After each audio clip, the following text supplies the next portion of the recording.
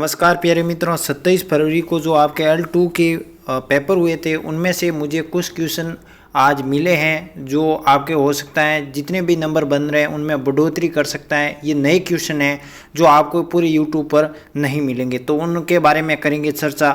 उससे पहले मैं बता देता हूं कि 27 फरवरी को मनोविज्ञान में किस प्रकार से प्रश्न आए वो देख लेते हैं एक नज़र में। तो प्रक्षेपीय प्रेक्षण नहीं पूछा गया, तो वहाँ पर आपको मैंने बता चुका हूँ 16 पीय प्रश्नावली होगा। उसके बाद वे शील गुण जो व्यक्ति के दिन प्रतिदिन की क्रियाओं में तो व्यक्त नहीं होते लेकिन व्यक्ति में अंतर्निहित होते हैं, तो ये मूल शील गुण होते हैं जो कि व्यक्ति विशेष में पाए जाते हैं। गिलफोर्ड का आपको त्रिआयामी संरचना तत्व पूछा गया था, यानी इसमें क्या होगा, संक्रिय विषय वस्तु और उत्पादन वहां पर एकमात्र ऑप्शन आपको एग्जाम में मिला होगा। हार्वर्ड गार्डनर के अनुसार जो स्थानिक बुद्धि पूछी गई थी वो कि शिल्पकार, संगीतज्ञ जो है, मूर्तिकार और सर्वेक्षक, इनके अनुसार होंगे। विकलांगता आपके 21 प्रकार की कुल मानी गई। फिर भाषा विकास में बालक का नकारात्मक बिंदु क्या होता है, तो माता पिता एकल, जहाँ पर एकल शब्द आ जाए वहाँ पर भाषा विकास की जो रहेगी, क्योंकि यहाँ पर माता पिता अपने जो है वो मन मानी व्यवहार जैसा वो बच्चे में डालना चाहते हैं उस प्रकार की भाषा व्यक्त करवाने चाहते हैं, और बच्चे को यहाँ पर क्या नहीं होती है, स्वतंत्रता नहीं होती है। काफ़ी बच्चों के कमेंट आए थे कि सर यहाँ पर जो है वो अपनी सहायता मित्रों वाला हो सकता है, माता पिता या जुड़वा बच्चे हो सकता है, तो नहीं होगा। इसका सही उत्तर होगा माता पिता एकल परिवार, यानी उस परिवार में जहां पर माता पिता जो है वो अपने इच्छा अनुसार जो है बालकों में भाषा का विकास कर सकते हैं, उनमें बाध्यता का भाव बना रहता है, तो सदैव इसमें ऑप्शन नंबर ए होगा, माता पिता एकल परिवार।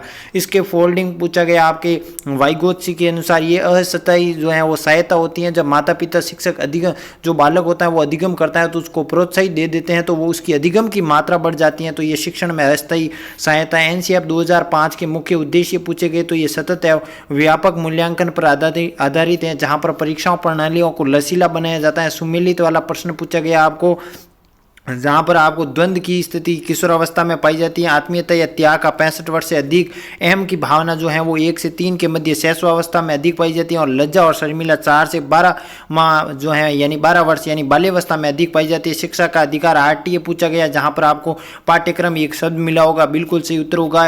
विशेष शिक्षा के लिए प्रशिक्षण कार्यक्रम यानी पाठ्यक्रम कौन नियंत्रण करता होगा, तो राष्ट्रीय अध्यापक परिषद ये नियंत्रित करते हैं। तो कभी कभी प्रतिभाशाली बालक जो है वो क्या करते हैं, बच्चे की तुलना कब वर्दी वाले कर देते, तो इसमें सही क्या होगा, प्रत्यागमन, यानी वो बालक क्या है, प्रत्यागमन यानी अपने पूर्व की ओर चला जाना। प्रधानमंत्री नवोन्मेष शिक्षण कार्यक्रम का ध्रुव पूछा गया आपको, तो चयनित प्रतिभाशाली बालकों को स्वतंत्र अनुसंधान के लिए प्रेरित करना, इसका बिल्कुल सही उत्तर होगा।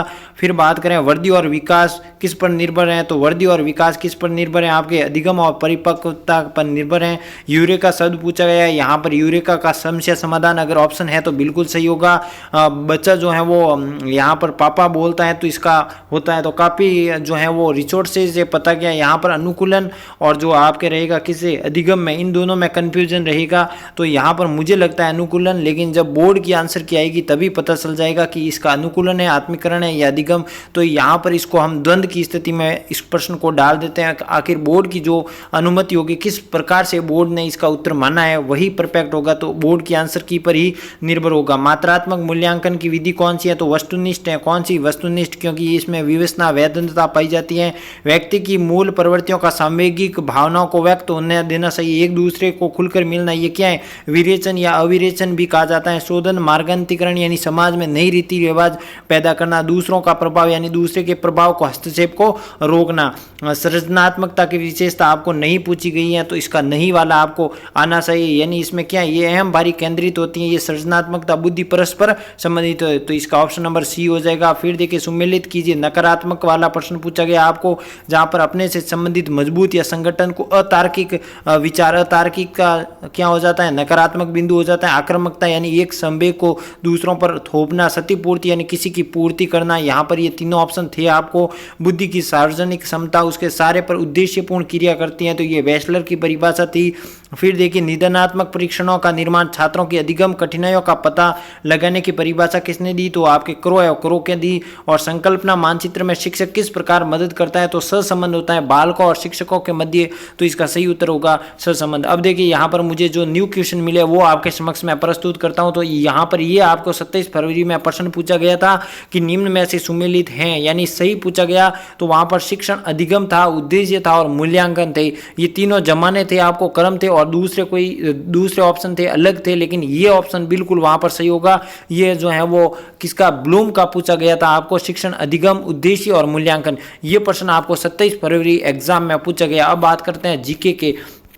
तो जीके के जो मुझे क्वेश्चन नहीं मिले हैं उसके बारे में करते हैं बिना देरी के साथ चर्चा। तो यहाँ पर देखिए 44वां क्वेश्चन, क्योंकि ऊपर के क्वेश्चन थे वो मैंने आपको एक क्लास में करवा दिए। जो छात्र नए जुड़े हैं तो क्लास देख लीजिए, इसी चैनल पर पढ़िए, पूरा विस्तृत रूप से मैंने आपको समझाया है व्याख्या सहित, तो देख लीजिएगा। मैं यहाँ पर जो नए क्वेश्चन है उनके बारे में ही चर्चा करूंगा। नानक जी का जन्म पूछा गया, गुरु नानक जी का जन्म, जिन्होंने लंगर व्यवस्था की शुरुआत की, तो इनके जो है वो ये प्रथम गुरु थे। तो इनका जन्म कब हुआ, तो 1469 को ये इनका जन्म हुआ।